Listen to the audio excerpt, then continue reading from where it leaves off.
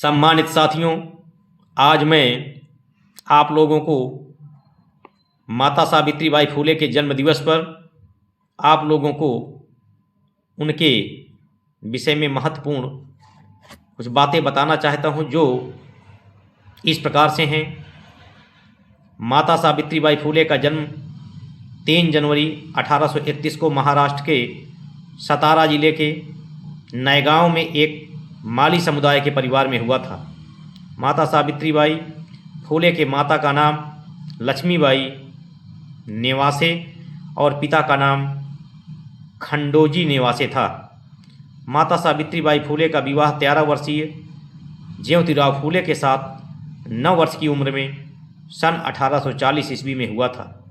माता सावित्रीबाई फुले और ज्योतिराव फुले के कोई संतान नहीं थी। उन्होंने एक पुत्र यशवंतराव, जो एक विधवा ब्राह्मण के घर में पैदा हुए थे, को गोद लिए थे। माता सावित्रीबाई फुले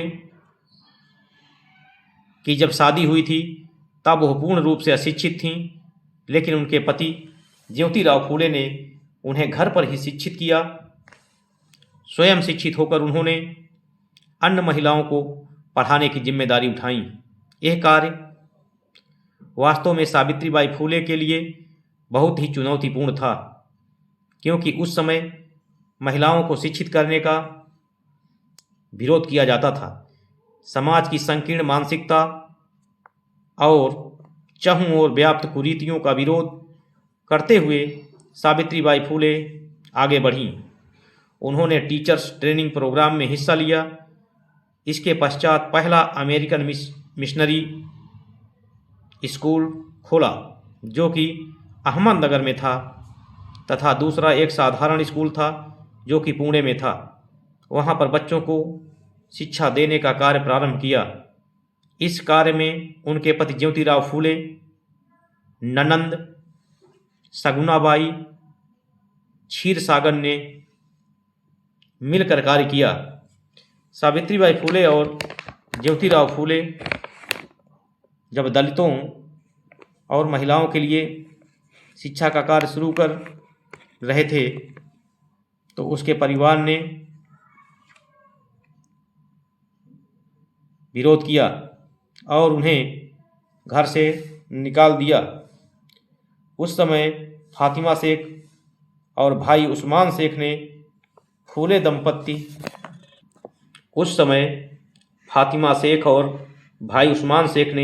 दंपत्ति को सहारा दिया और अपने घर में रहने की जगह दी।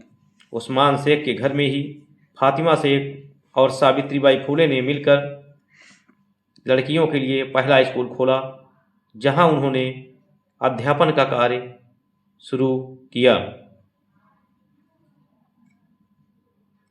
फातिमा शेख और सावित्रीबाई फुले ने अहमदनगर के मिशनरी स्कूल में अध्यापिका प्रशिक्षण भी लिया, जिससे उनका सहयोग और मजबूत हुआ।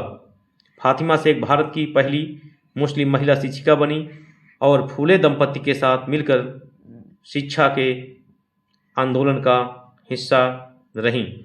सावित्रीबाई फुले ने भारत की पहली महिला शिक्षिका थीं।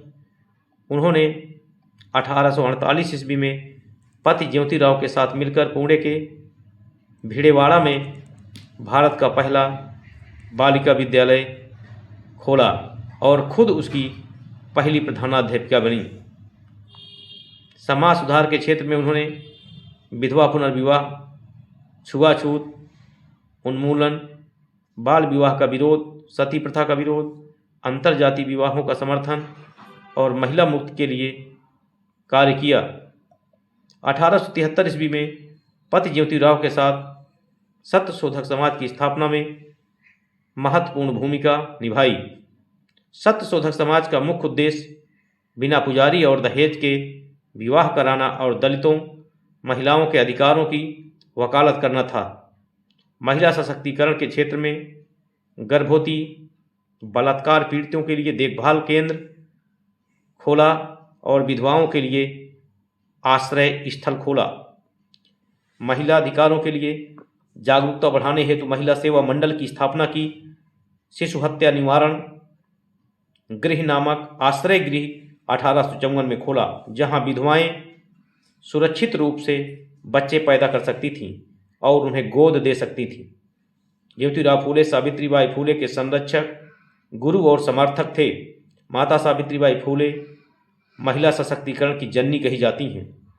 भारत की पहली महिला शिक्षिका सावित्रीबाई फूले ने उस समय लड़कियों के लिए शिक्षा के द्वार खोले जब समाज ने उन्हें बंद करने का प्रयास किया था। उनके साहस, उनके संघर्ष और उनकी दूरदृष्टि ने लाखों महिलाओं को सपने देखने, सीखने और आगे बढ़ने का अधिकार दिया। 1848 से 1852 के बीच 18 बालिका विद्यालय खोले, जिससे लड़कियों की शिक्षा का मार्ग प्रशस्त हुआ। उन्होंने सामाजिक सुधारों के लिए शिक्षा को सामाजिक समानता और मुक्ति का उपकरण माना, जिससे वंचित और शोषित वर्गों की महिलाओं को सशक्त किया जा सके। महिलाओं को आर्थिक रूप से आत्मनिर्भर बनाने के लिए व्यावसायिक प्रशिक्षण और कौशल विकास कार्यक्रमों पर भी जोर दिया। सावित्रीबाई फूले को शिक्षा के क्षेत्र में महत्वपूर्ण योगदान के कारण उन्हें शिक्षा की देवी और आधुनिक शिक्षा की मां कहा जाता है। उन्होंने अज्ञानता को मुख्य शत्रु मानकर महिलाओं को शिक्षित करने के लिए जीवन भर अपमान, विरोध और कठिनाइयों का सामना किया। स्कूल जाते समय उनके ऊपर पत्थर, गोबर, कीचड़ फेंका जाता था, लेकिन वो डटी रहीं, कभी घबराई नहीं। साड़ी गंदी हो जाने के बाद स्कूल में दूसरी साड़ी पहनकर बच्चियों को पढ़ाती थी। सावित्रीबाई फूले को भारतीय नारी आंदोलन की जननी और आधुनिक मराठी काव्य की अग्रदूत माना जाता है, जिन्होंने शिक्षा को समाज में बदलाव का सबसे बड़ा हथियार बनाया। सावित्रीबाई फूले एक कवयित्री थी। उन्हें मराठी के आदि कवयित्री के रूप में भी जाना जाता है। महिलाओं एवं दलितों के जीवन स्तर में सुधार लाने के लिए उन्होंने कई कविताओं का लेखन भी किया। महिलाओं को शिक्षित करने एवं दलितों के उत्थान हेतु कई लेख भी लिखे।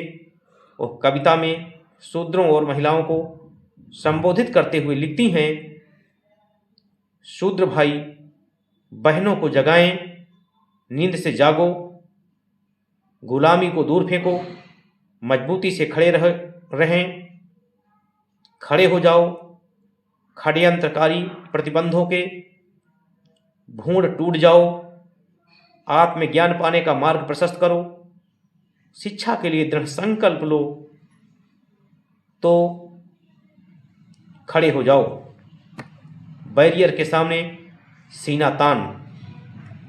रूढ़वादी परंपराओं और धार्मिक मान्यताओं के खिलाफ सामाजिक सुधार के विचारों को पकड़ना और ले जाना आसान नहीं है। हमेशा कठिनाइयाँ और जोखिम बने रहते हैं। हालांकि सफलता की सराहना भी की जाती है। फूले दंपति को सामाजिक कार्यों के लिए भी कई कठिनाइयों का सामना करना पड़ा। समाज के दबाव में उनके ससुर ने उन्हें घर से निकाल दिया।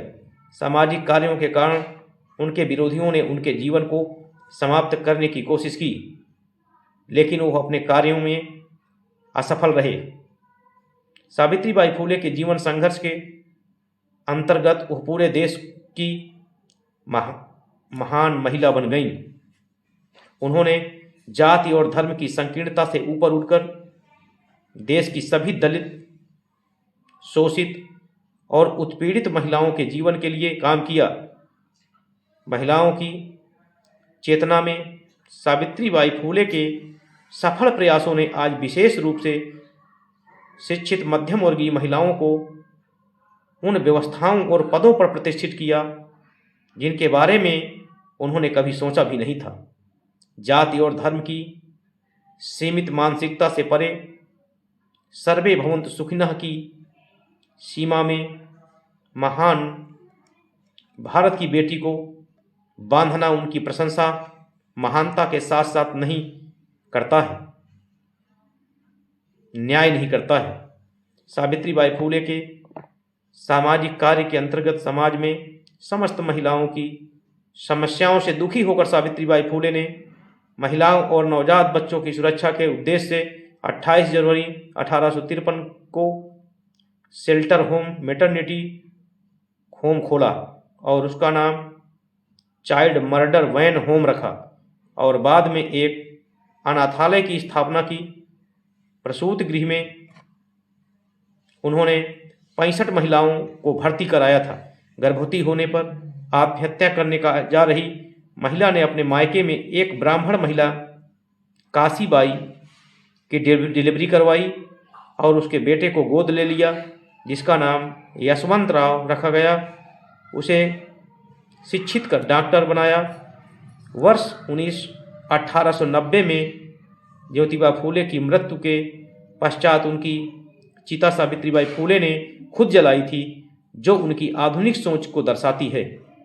सावित्रीबाई फूले ने शिक्षा के क्षेत्र में कुछ महत्वपूर्ण नारे भी दी है, जो इस प्रकार से हैं: जागृत होइए, उठिए और शिक्षित होइए, परंपराओं को तोड़िए, मस्तिष्कों को मुक्त कीजिए और समाज को बदलिए।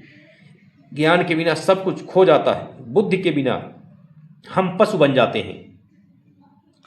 अब और बेकार मत बैठो, जाओ शिक्षा प्राप्त करो। पढ़ी लिखी बेटी घर का भविष्य बदलती हैं। किताब से बड़ा कोई हथियार नहीं होता है। शिक्षा से ही समाज बदलेगा। मुलगी, सिकली, प्रगति, झाली। लड़की शिक्षित हुई, प्रगति हुई। 1857 में प्लेग फैलने पर मरीजों की सेवा में जुट गईं। इस दौरान वो खुद प्लेग की चपेट में आ गईं और 10 मार्च 1897 में उनका निधन हो गया। सावित्रीबाई फूले की उपलब्धियों के अंतर्गत मरणोपरांत इनकी 2 कविताओं की किताबों का प्रकाशन हुआ। काव्य फूले 1954 और बामन काशी सुबोध रत्नाकर 1982। 1983 में पुणे सिटी कॉरपोरेशन ने सावित्रीबाई फूले का मेमोरियल बनवाया। 10 मार्च 1998 को भारतीय डाकघर ने इनके सम्मान में एक डाक टिकट भी जारी किया। 2015 में पुणे विश्वविद्यालय का नाम बदलकर सावित्रीबाई फूले पुणे विश्वविद्यालय कर दिया गया। 3 जनवरी 2019 को सावित्रीबाई फूले के 109वें जन्मदिवस पर गूगल ने इनका अपने पेज पर गूगल डूडल लगाया। भारत की पहली महिला शिक्षक रूप में सदैव ही सावित्रीबाई फूले का नाम जाना जाएगा। महिलाओं की शिक्षा एवं समाज सुधार के कार्यों में उन्होंने अपने जीवन को समर्पित कर दिया। महिला जो कि स्वयं पिछड़ी जाति से थी, उसने स्वयं को शिक्षित कर महिलाओं को शिक्षा रूपी प्रकाश से प्रकाशित कर जीवन जीने की कला सिखाई। समाज के उत्थान के लिए अपनी अंतिम सांस तक प्रयत्नशील रही। ध्यान सिंह, उपाध्यक्ष जय सरदार सेवा समिति, बिशनापुरी कॉलोनी, प्रयागराज। सम्मानित साथियों, यदि मेरा यह वीडियो सावित्रीबाई फूले के द्वारा राष्ट्र के लिए किए गए योगदान पर अच्छा लगा हो तो इसे लाइक करें, शेयर करें, कमेंट्स करें, सब्सक्राइब करें। धन्यवाद।